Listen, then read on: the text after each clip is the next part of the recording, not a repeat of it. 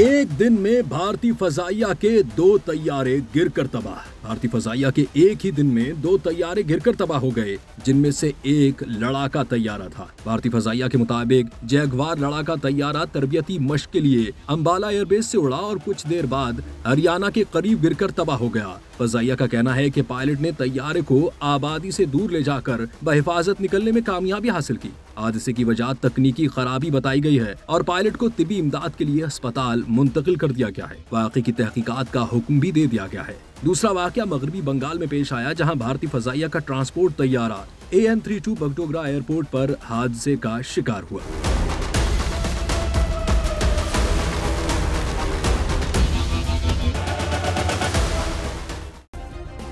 Subscribe करें और bell दबाएं ताकि कोई खबर रह न जाए।